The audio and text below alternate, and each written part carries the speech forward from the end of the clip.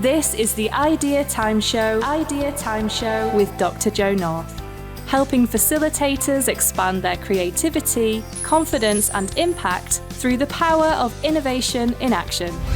Gain confidence as a facilitator, confidence with the technology, and confidence with your content and event design. Tune in every week for practical tips, strategies and interviews that will accelerate your personal and business success. And now, here's your host, Dr. Joe North. Understanding how your business is performing and understanding how best to launch new products and services based on data is critical for all business leaders and innovators. So in this episode, I'm super delighted to be joined by Amanda Webb from Spiderworking.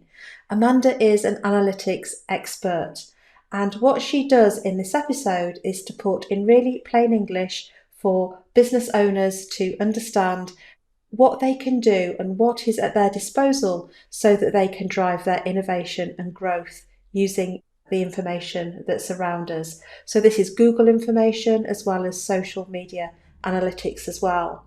And it's really important, even if you're not a marketeer or an agency or a data expert, it's really important to know what's available and what questions to be asking and how you can use this information that is free and it's right at your fingertips, ready to be packaged, up by these systems and there for you to use because it's just underutilized. The other thing we talk about is that Google Analytics is changing. So you need to know this. If you're a business with a website, you absolutely need to know that Google Analytics is changing how it does things with effect from the 1st of July this year.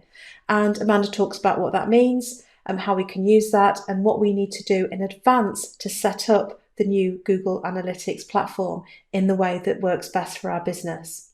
Amanda's very generously created a special resource on Google Analytics just for Idea Time podcast listeners. So please do head over and download that. It's free to you, it's exclusive to you, and you'll find that at spiderworking.com/idea time. So head over and I'll put the link to that in the show notes as well. So there's so much value here. It's practical, useful things you could go and put in place right away after listening to the episode. Let me know what you think. I always love to hear from you and enjoy the show. Oh, it's a real pleasure to welcome Amanda Webb from Spiderworking to the show this week. And we met in San Diego, and I knew of you. I don't know if you knew of me before we actually met in person. But it's really great to have you on the show, Amanda. Would you tell us a bit about what you do and how you got there?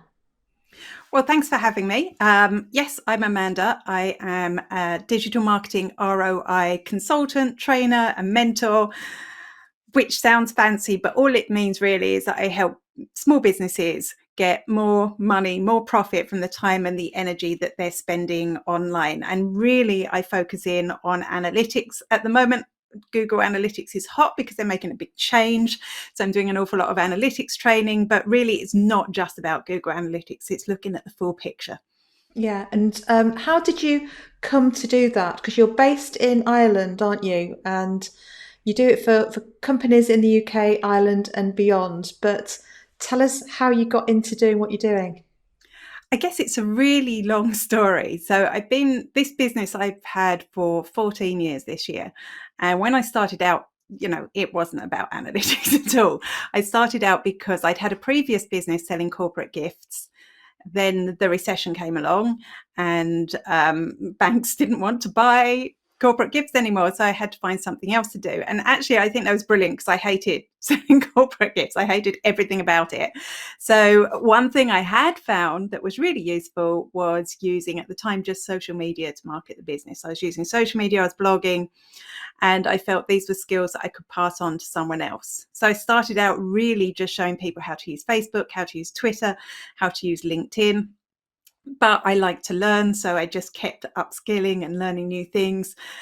Then I moved on to teaching people about blogging. I ran the Blog Awards for several years. I kind of bounced around different areas of digital marketing. I did Facebook ads, I did live streaming, a bit of everything. And finally, I found the one thing that helped me the most, and I knew that could help other businesses the most, was analytics, because I was spending all this time creating content. I had a live show, a YouTube channel, a podcast, all the social media. I was spending all that time doing it, and only some of it was actually resulting in me making sales at the end of the day. So now I'm far more focused. Now I have time off. I want to show other people how they can do that without losing money as well, because obviously that's a big fear. If you stop it all, well, you suddenly have no customers, which is a big worry, right? It can be a bit of a content hamster wheel, can't it? So Totally. lots and lots of content, and but is it, what's really working, what's making the difference, through to businesses that are doing none and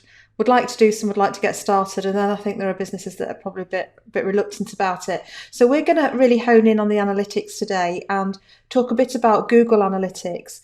And for everyone who is listening and watching, how you can use analytics to help with your innovation, especially. So through to how to measure how well things are going, testing an idea.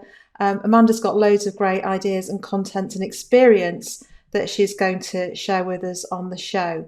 Now, our conversation started around Google Analytics, didn't it? And Google Analytics 4. And this is relevant to everybody, whether or not you are a marketeer. And there is a conversation to be had, because we're all marketeers in some shape or form, or we all need to be in today's world. So this is relevant to everybody, to every business, however big or small, because things are changing. So could you just give us a bit of context around Google Analytics, why it's important, and then how it's changing and why that matters?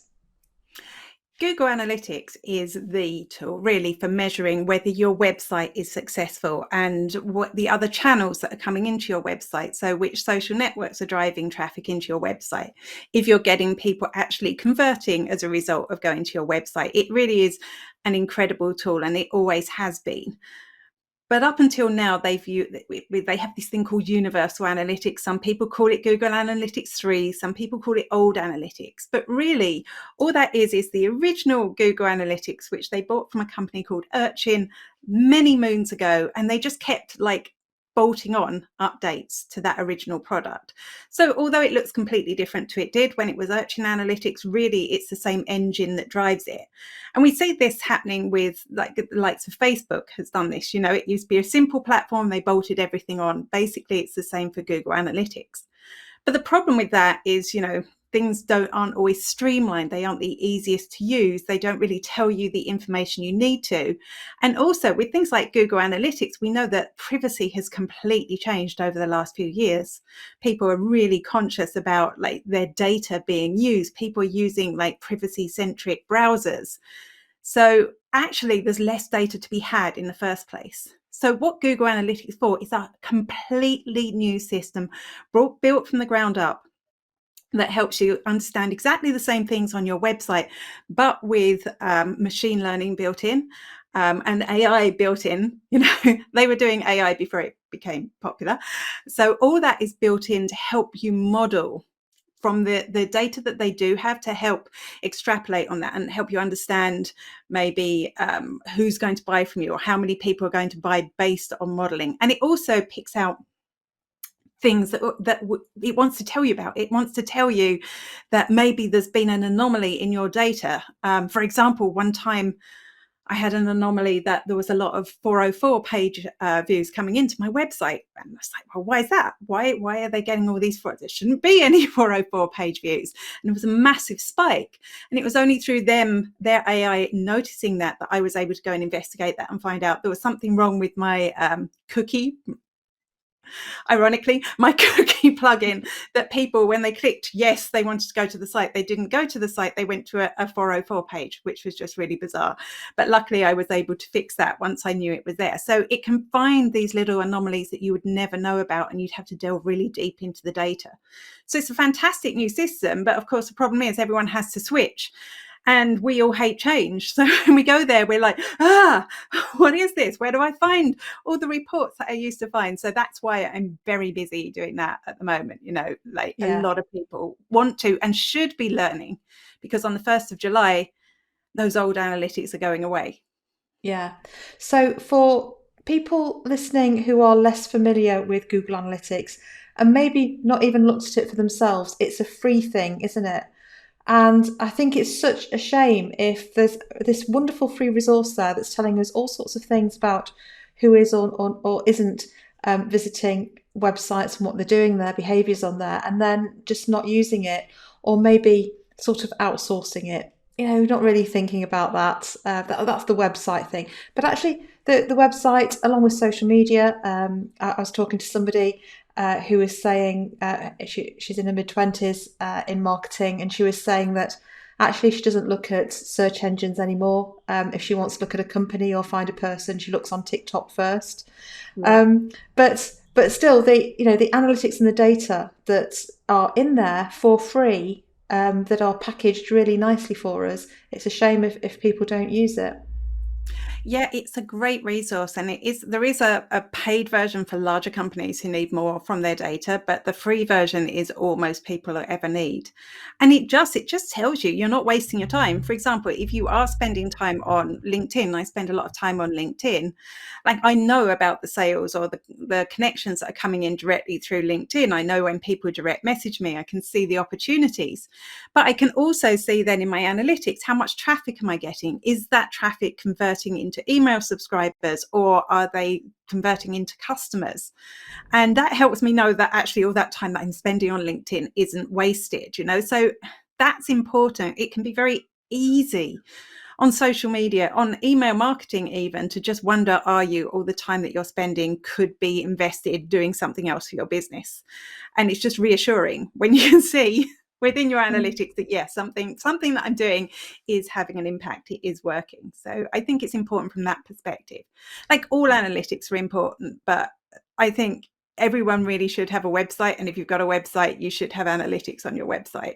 Yeah, definitely. And it's motivational. I mean, I find that when I create content, I love having a look at the analytics and seeing what's working and what isn't, and then challenge myself to get things working even better than they are, or building on something that really seems to be flying and doing more of it. So I find it motivational as well, and it's a really easy thing. It's not like it's when you go in there, it's just loads of data that you've got to sort out. It's all packaged up and presented in a visual format for you, and you can sort it out in different ways. So yeah, I think Google Analytics are really helpful from that point of view. So from that, and if we move into the space of innovation and doing new things, how can Google Analytics and maybe other Google tools like Trends, keywords, search, those sorts of things, how can they help innovators find and test new ideas? I think this is important because I know myself, when I think of innovation, I feel like I have to come up with a brand new idea and do all the work and throw it out there, and nobody's ever heard of this thing before, and see if it works. And of course, the process of doing that, you're spending a lot of money, you're spending a lot of time, you're spending a lot of energy, all the things that I promise I'm going to help you spend less of. And analytics can really help you with that, because if you've got a new product, you can set up your sales page for that product, even if it's not ready, even if it's only an idea, and set it up as a waiting list. And when you set that up, you can try and drive organic traffic from your existing audiences. You could use a bit of ad spend to drive traffic there just to see, do people bite? Because you don't want to spend a whole lot of time creating something that you find people aren't interested in, or maybe you just got the messaging completely wrong. So that's your really good starting point. And of course, you can split test that. There's tools that will help you split test between one version of a sales page or another. But really, it's that idea. Is this something that people want? And the same goes for, you were talking about blog content. It's really powerful to have good blog content, but however much we try, not every single blog post we put out there is a hit. And if we start creating content around the problems that we're going to solve with our new product or our new idea, and see, are actually people interested in that, you can use that in the same way that you would use that sales page. Do people have this problem? Are people seeing it and clicking the link to go and read more? Are they staying on the page when they get there? All that sort of stuff will help you understand if you've got the problem right, if you are actually solving a problem that really exists for a lot of people. Yeah. I think keyword, so as in, search volumes and things help with that, because you might have an amazing product that people might love, but if you are working with a really competitive search term, you're doing something for business, I don't know, on entrepreneurship or innovation, all very competitive, and then you're up against the Forbes, Financial Times, LinkedIn training, all of the big high domain authority organizations. So how do you sort of get around? How can you use your analytics and get around some of that to do that and to find your voice and get that presence online? Because you can have a website, can't you? And it could be the most beautiful website with the greatest user interface ever, really easy to navigate.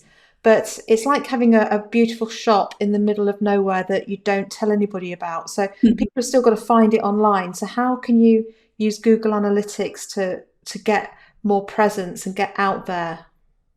So you have a few different ways you can drive traffic to your website. You can spend on ads. So you can use Google ads, you could use Facebook ads, and that's a really quick way to just get a temperature check. Are people actually interested in this? When I put out an ad, they're seeing it, are they clicking it? Then you've got your organic search, like you mentioned, like keyword research. I'm not a big SEO person, but definitely don't be trying to target the word entrepreneurship, because you're going to be one in a billion people. Yeah, I've learned that. Yeah. You want to go for the long tail, and that means a keyword that has a lot of words in it, basically. Because people don't just type in I've never typed entrepreneurship into Google, but I might type in, what does it take to be an entrepreneur? And that might be one to look for. Sometimes blog content will rank by accident as well, which is good. You can actually, Google have a tool called Search Console, which will show you what pages on your website are ranking roughly. It's not 100% accurate, but it will roughly tell you at what position they are. But it will also tell you how many clicks you got it'll tell you how many impressions you got for a search term and the click-through rate. So maybe you got 1,000 impressions, but only one person clicked, which would tell me that you need to adjust your content a little bit, maybe your headline, maybe your meta paragraph, the first paragraph of your text. You can connect that now into Google Analytics. So instead of having to go to Search Console and go to Analytics, you can actually read all that data in one spot. And that's good, because Search Console is horribly complicated, whereas the data that it pulls into Google Analytics is quite easy to consume. Search Console tells you a lot of things that you're probably not even wanting to know about. So that's really useful. And then you've got your content or your traffic that you're generating from your existing audiences. And that's the most valuable, really, because they're the people who are most likely to buy from you. Even if it's a completely different product, you've spent a long time building that audience. So I've been through all those iterations, and I still sell to people who've been on my email list for 10 years or so. They still buy from me because they know me and they trust me more. So actually those audiences, that if you can get people onto an email list or a WhatsApp, because I know that younger people aren't using email so much at the moment, so that's your audience, maybe look at WhatsApp. You can get them into a group there. That's a really good way to just get to know people better, spark conversations, and sell to those people. And then you've got your social media audiences, and then you could have a private network, something like Slack or Discord around your product. And that's your third type of traffic. So your ads are still going to a cold audience, but hopefully a targeted cold audience. Your SEO is hitting some of the right people, but you have no real control over who it's shown to. Whereas that audience that you've built, that's the most valuable traffic you're going to get. It's going to be small, but it's going to be people who are more likely to buy. Yeah. So if we take a few examples then of some innovation situations, shall we say? So we might have an entrepreneur, and we'll do a couple of different ones if that's okay with you, if you're up for it. So if we take, let's do something pretty straightforward. Let's take maybe someone who's in knowledge services, professional services or whatever, and they're doing a lot of face-to-face work in their business, but they want to do some online courses. How can they use things like Google Analytics and those free tools to test that innovation and to launch that innovation? So the first thing I would do is, if you have any sort of content on your website, I would do an analysis of that. So what topics are people, before you even launch the course, what is the course about? So that's always a good one to start with. What content are people looking at and most interested in on your website? So of course, Google can tell you that. And that could give you a good idea of what your course should be about. Or like I said, you could test a number of blog posts about specific topics and see which one of those does best. I would start with your existing audience, because those are the people that are going to be the people that are most likely to buy from you and want to expand out of that. But that's just kind of like free content. People can click in and click out and not remember you. So then I would look at something like a lead magnet, which if you're not familiar with, that's something you might give away free in exchange for an email address. So test a number of those. People think you just set up one, and a lot of people just go, oh, just set up this really quickly. And they think that's their lead magnet. But actually, that doesn't always work. You want to have a lead magnet that's connected to the problem that you're solving for your audience.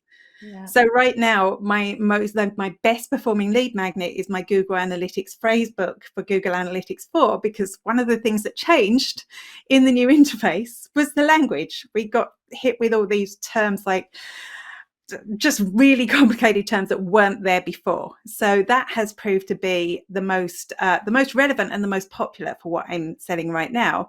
And that means I know that's popular. I know then that people are interested in learning about Google Analytics 4. I kind of knew, but you have to guess. And then I'm able to launch a course off the back of that, knowing that people are interested and what level they're at. And because now I've got all those people on my email list and they've got to know me through all my email sequences that are warming people up and telling them about me and, telling them about what I do, that means they're more likely to buy when I launch that course. So that can work really well. So think about testing 2 or 3 different lead magnets, addressing different problems that what your product or your service solves, and whichever one works the best, that's the one that's going to drive people into your course. But they must be related, otherwise there's no point.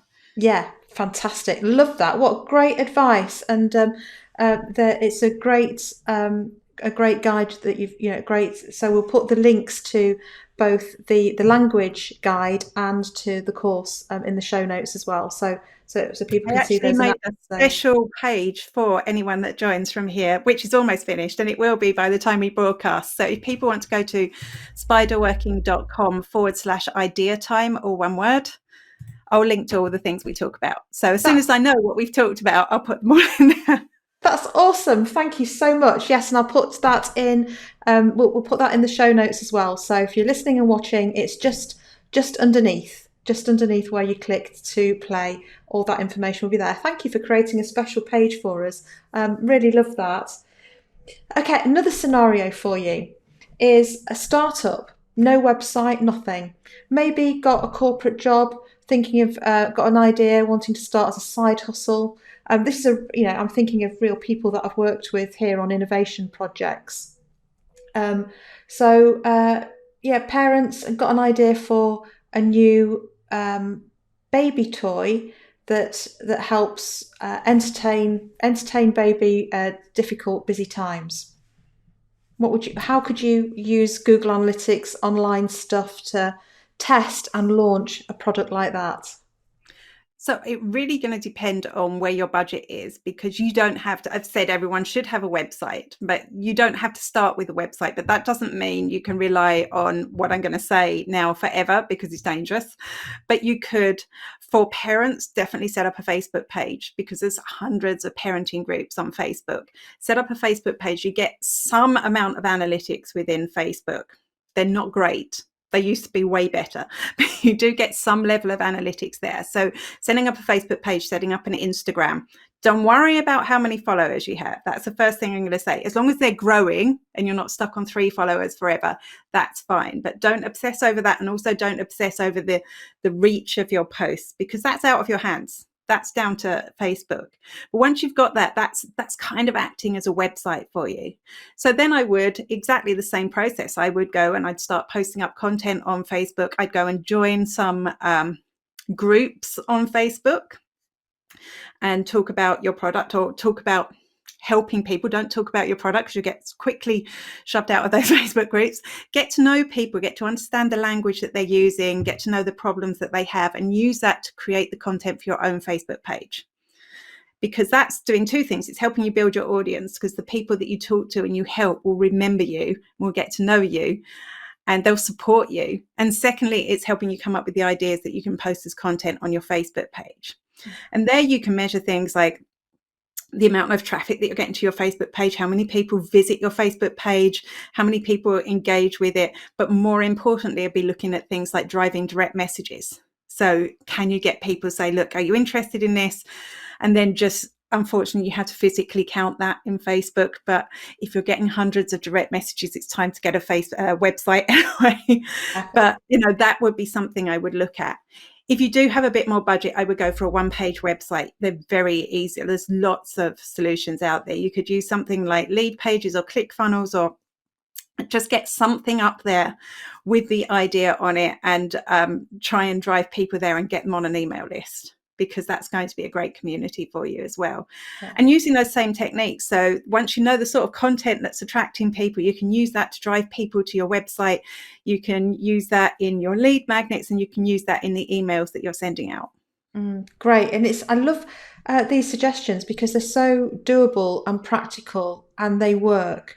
And it's about having, a few different ways of testing things to see what's going to work the best, and then doing more of that and doing less of the things that don't work based on the data, whichever platform that comes from. I've got 2 more scenarios if you've got 2 more. Okay, because this is going to be really useful. So let's go to a well-established business to business scenario, and I'm going to suggest that this is an engineering company that really wants to grow and expand. Maybe they've been doing a lot of work with Europe, but Brexit, or European exit as it's more formally known, is getting in the way of that. So they want to explore new markets and maybe move into a bit of e-commerce. So what can they be doing to test and grow and innovate using analytics? The website there is going to be key. They're established. There is absolutely no excuse not to have a website. But I know I've seen a lot of engineering websites which are really not doing a great job at promoting what they do. They're way too full of technical jargon, which I know if you're an engineer, you understand that. But it's not about whether you understand it or not. People want to be able to read things fast. So you want to, when somebody comes to your website, the first thing you want to check is, does it say straight away what it is you do in very clear and simple terms that I was going to say a 5-year-old, but maybe a 20-year-old for engineers could understand. That's the first thing. You will find that in your analytics, you will see where people arrive on your website and whether they go to other pages. In Universal Analytics, that used to be called bounce rate. So you would know somebody went to your page and left. You would have like that would be a bounce. And bounce rates, if you've got a blog, your bounce rate would probably be 80 or 90%, because people would go read your blog post and leave, which actually wasn't a bad thing. So they've actually changed the language around that in Google Analytics 4. So now we have engagement rate. And engagement is when somebody visits your website and looks at more than one page. Somebody that visits your website and stays on a page for longer than 10 seconds, or somebody that triggers a conversion event. And that would be something like filling it. It's down to you what those are, but it could be filling in a contact form on your website. It could be going and viewing a specific piece of content. It could be downloading a lead magnet, or it could be, if it's an e-commerce, it could be any part of that e-commerce sales process. So what you want to focus on is that, really, because engineering products, I guess if it's e-commerce, there is going to be a little bit more buying when they arrive. But if it's not, it's really going to be maybe a longer purchase time. So not everything happens on the website, but you want to make sure people are getting to the information they want to. So I would really focus on that engagement rate on the website. And I'd also look at the conversion rate on the website for filling in things like your quotation form or contact form. Once you can work out your process of where you want people to go through, so homepage, maybe piece of content, what's the next step? Do you want them to go to your contact form, or do you want them to go to a services page? What's the next step after that? You can see where people drop out of the process, and that will really tell you what it is that you need to fix on your website. So I'd really focus on that. If you do want to use social media to get to those new areas. I definitely focus for that product on LinkedIn, and I guess everyone knows that. Now, not everyone has time to spend on social media, so I would look for somebody in your company. It's often the CEO, because people really like to be able to connect to the CEO, and maybe work with a content creator to create some really great posts for LinkedIn that are going to appeal to your target market, and understand the problems that those people in those other regions have, the language that they use, the difference between those and your European market, and actually just creating posts that are designed to kind of build your reputation there. And when you have those two fixed together, that should help drive more sales through your whole process. Fantastic. What cracking advice, recommendations those are. So that's packed with value. Thank you very, very much. And I suppose am I allowed one more? Of course. Yeah. So maybe you've got something like a shop, and that's doing pretty well. It might be a farm shop, or I don't know. We'll take something like that, and you want to go into e-commerce. And you're thinking, should I have my own website, or should I use the likes of Amazon or an Etsy or one of those? How can you use Google Analytics to help you make decisions about where to go and how viable this is, and what you need to do, if so, to make it work? That's complicated. So the advantage of using something like Amazon or Etsy is they have the traffic already. They have the audience. But the disadvantage, of course, is you're handing over money, quite a lot of money. I think Amazon even own Etsy now, don't they? So basically, you're giving like a ton of your profit to those, because they are delivering the sales for you. Yeah. Their complicated search, their really smart checkout process. I mean, if you want to look at innovation in e-commerce, Amazon is the place to look, and it's not always good innovation, I have to say. Sometimes it's all a little bit sleazy, but they will deliver sales. So, but you are paying for that. But it is a good place to test it before you go and set up your own website. But there are solutions like Shopify now, which are so easy to use, so easy to set up. I mean, they really are incredible. It's not, I want to say I'm not a fan, but I'm not a fan. I just would prefer, if I don't know why I don't like the idea, but it's absolutely amazing. It does everything for you. You can hook up your analytics, you can hook up your Facebook pixel. It will help you with your marketing. They've got incredible guides, and it's really easy to set up. So maybe if you find it's a success on Amazon, before you go to a whole bunch of hassle setting up your own website, then the next stage would be to test it on something like Shopify, get it up there, drive traffic there, use some ads to get some traffic there to start with, because it takes a while for your organic content to kick in, and see, because you do have to pay Shopify too, but not as much as Amazon. So can you derive more profit from using Shopify than you can when you drive the sales through Amazon? That's what I look at. And you're right, these are just easy plugins that you can, someone who knows what to connect to what, it literally is designed to just be plugged in behind the scenes in your website. You plug it in, put a few passwords in, and you're good to go. It's really important. And I think what a lot of people don't appreciate, not just about Amazon and Etsy, and not on the high street, but also some of the online course options. So things like Udemy, for instance, is the commission. Firstly, the commission. I was looking at online courses and thinking, where am I going to launch my next online course? And I did actually look at a Udemy type of provider, but you end up, it's less than a third of the revenue, if that, once you've taken this off and that off, and then they can offer promotions at any time. And if you go through an Apple thing, you get this commission on, knocked off on top of that. It's really very, you're not left with a big proportion of the overall price of your product or service. So that's the first thing. The other thing to be aware of, as I've discovered, both on Amazon and on course, websites, aggregators, is that there's a whole search engine, there's a whole SEO process that you need to go through for your business to even rank, which to me feels more challenging than ranking on, and less transparent than ranking on Google. So if you've got a book about something or a product, and you're competing with all those other products on Amazon, you need to know how to get to the top of an Amazon search, don't you? You need to know how to. There are people who specialize in helping you get to the top of Etsy, for instance, or whatever. And yeah, sometimes it's not as level a playing field just as you say, get your own website, plug something in that does a great job, and you can be away and keeping a bigger share of the profit. Yeah, and spend that money on your ads instead. And at the Yeah. beginning, like after a while, your organic stuff will kick in. But at the beginning, you may end up spending a lot on Google ads. I think it's important as well to remember that getting a customer and selling to them the first time isn't necessarily the end of the journey. So sometimes you will be spending a lot on Google ads and you might not be seeing that return on investment instantly. But as long as you've got a good follow-up process, as long as people come back to you, it ends up, your lifetime value of that customer ends up being way more than you spent on the ads. So it's worth looking at that. And even when your mention of Udemy, I don't never know if that's how you're supposed to say it. I don't know. I call it Udemy, but I'm from the north, so I don't know. Yeah.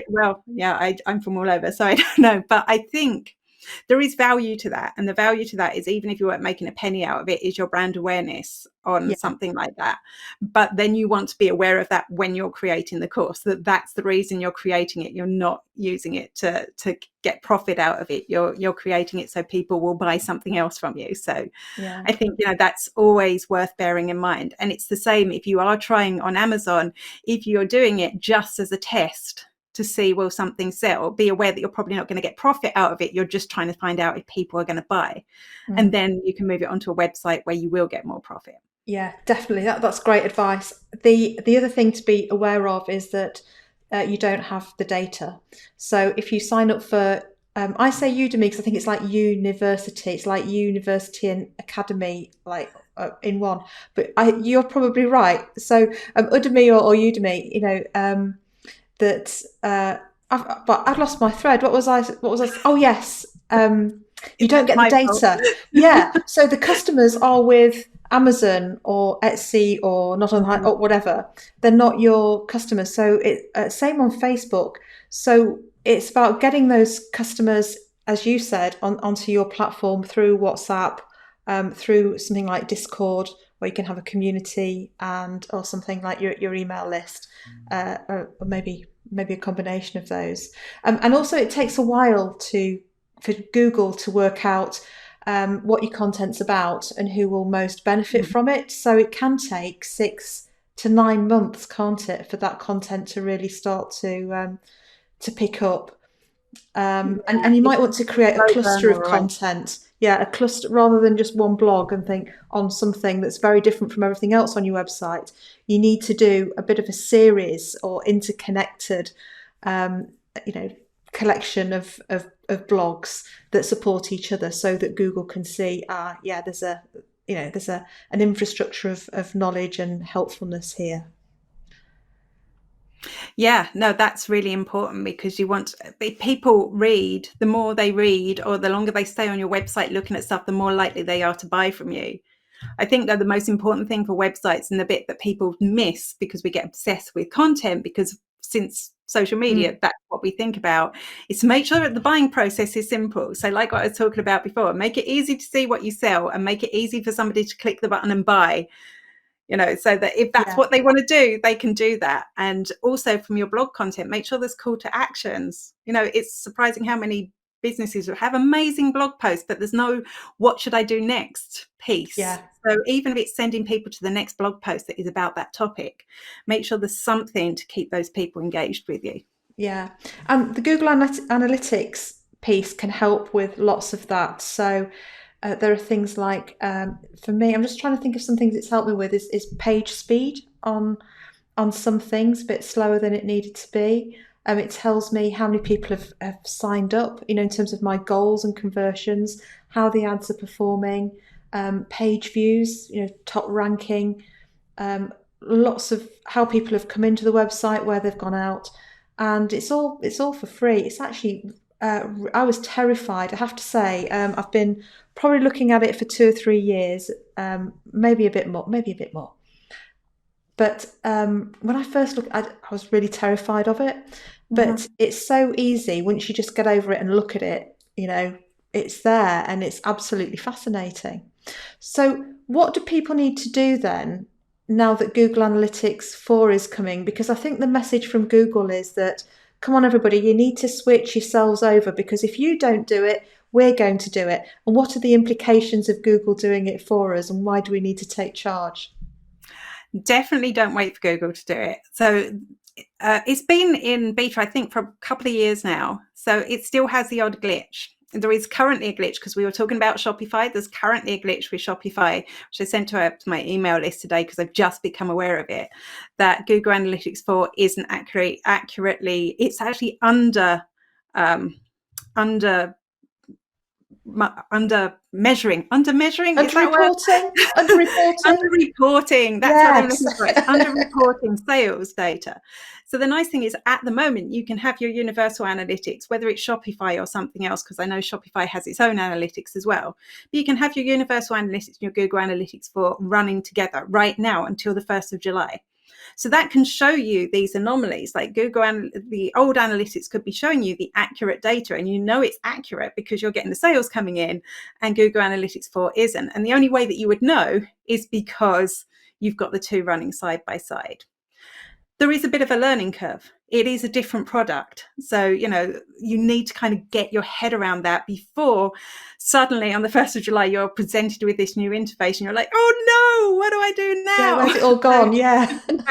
So, it took me, I was like, I've done lots of courses. I've done, it took me a little while to get my head around it. I don't even look at universal analytics now because I just get confused, because that's yesterday's news. It's like having an old car where the indicator's on the different side. That's exactly what it's like now when I go back to universal analytics. So do the switch over, just immerse yourself on it. Try not to look there and try and find the data that you need. I do have a course, a low cost course. It's only €59, which is probably around £59, which is probably around $59, depending when you're listening to this, that takes you step by step through that process.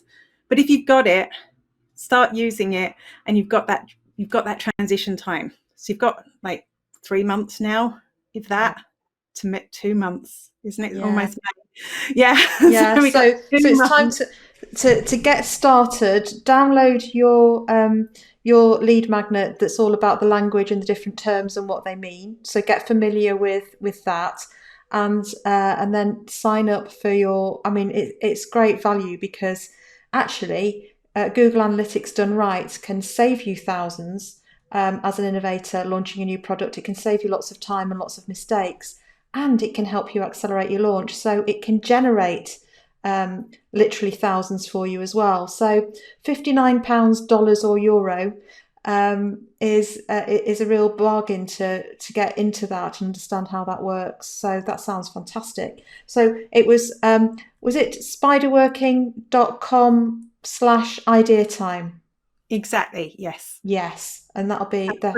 Both of those in that page. Yes, and I'm sure people would love to reach out and connect, and get some advice and tips and follow what you do, because you're very active and very generous on social media with all of this. So how can people find you? Where should they look and contact you? Right, the best place. I've just noticed I've got Boris Johnson here. Sorry. You look great. I'm obsessed with the way people listening, people listening won't notice that whatsoever. And people on YouTube watching will also be thinking you look fantastic, because you do. So anyway, so how should people contact you? The best place to get me is on LinkedIn. It is my primary channel. So if you search for me on LinkedIn, I think I'm Amanda Webb Social would be the URL.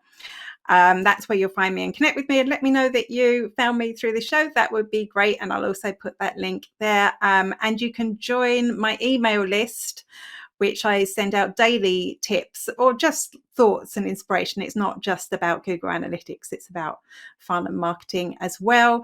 And that, again, the link to that, rather than giving you 20 links, you'll find that on that special page that I've created for all you listeners and viewers. Fantastic. For you listening wherever you are and whatever you're doing and watching, Amanda is up there with the best in the industry in terms of what she does. She's been recognised by organisations like Social Media Marketing Week and others that are, really, really knowledgeable and prestigious organisations in this space. So yes, so we will follow your advice, and thank you for those practical tips as well on how we can use analytics to test and launch our innovations. So Amanda, it's been amazing talking to you. Thank you so much. Thank you for having me. Oh, you're very welcome. Bye for now. Thank you for tuning in to the Idea Time Show, brought to you by Dr. Jo North. Don't forget to subscribe to our channel and access more completely free resources at bigbangpartnership.co.uk/resources. We'll see you next time.